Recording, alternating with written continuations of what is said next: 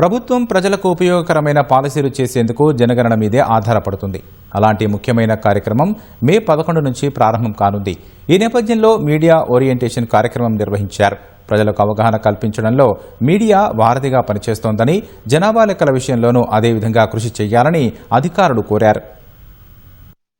జనాభా లెక్కింపు ప్రక్రియ విధానంపై హైదరాబాద్ కోటిలోని సెన్సెస్ కార్యాలయంలో జనగణన సంచాలకురాలు భారతి హోళికేరి మీడియా ఓరియంటేషన్ కార్యక్రమాన్ని నిర్వహించారు. 2027లో జరగనున్న జనగణన స్వాతంత్ర్య భారత్ లో 8వసారి అని, మొత్తంగా 16వసారి అని గుర్తు చేశారు. కేంద్ర హోంశాఖ ఆధ్వర్యంలో రాష్ట్రాల సహకారంతో ఫెడరల్ స్ఫూర్తితో జరుగుతోందని వివరించారు.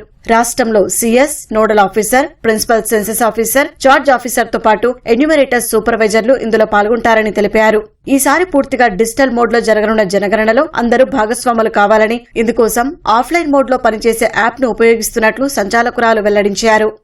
దేశంలో గాని రాష్ట్రంలో గాని ఎలాంటి పాలసీ చేయాలన్నా, ఎలాంటి ప్లాన్ చేయాలన్నా, ఎలాంటి ప్రాజెక్ట్ చేయాలన్నా ప్రైమరీ సోర్స్ ఎక్కడి నుంచి వస్తుంది? సెన్సస్ నుంచి వస్తుంది.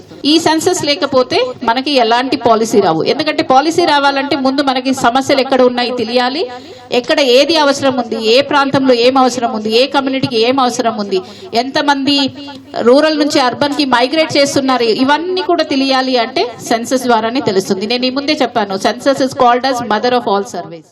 రాష్ట్రంలో 11 మే నుంచి జూన్ 9 వరకు తొలిదశ లెక్కింపు జరగనుంది. 2027 మార్చి 1 నుంచి 5వ తేదీ వరకు రివిజన్ రౌండ్ ఉంటుంది. మొదటి దశలో 33 ప్రశ్నలు ఉంటాయి. సెల్ఫ్ ఎన్యూమరేషన్ చేసిన తర్వాత ఎడిట్ ఆప్షన్ కూడా ఉంటుంది. House listing and house census ఆపరేషన్ల భాగంగా 2025 నవంబర్ 10 నుంచి 30 వరకు ప్రీ టెస్ట్ నిర్వహించనున్నారు. ఇందుకోసం జీహెచ్ఎంసీ పరిధిలో 112వ వార్డు, నల్గొండ జిల్లాలో తిప్పర్తి, భద్రాద్రి కొత్తగూడెం జిల్లాలో పినపాకను ఎంచుకుని విజయవంతంగా పూర్తి చేశారు. ఎన్యూమరేటర్లు తప్పుడు సమాచారం సేకరించవద్దని, సరైన సమయంలో క్వాలిటీ డాటా ఇవ్వడమే ఎన్యూమరేటర్ల ప్రధాన కర్తవ్యమని భారతి హోళికేరి తెలిపారు. మన తెలంగాణ రాష్ట్రంలో 11 మే నుంచి జూన్ 9వ తేదీ వరకు మన రాష్ట్రంలో ఈ యొక్క మొదటి దశ నిర్వహించబడుతుంది. సో దానికి 15 డేస్ ముందు సెల్ఫ్ ఎన్యూమరేషన్ అవకాశం ఇవ్వడం జరుగుతుంది.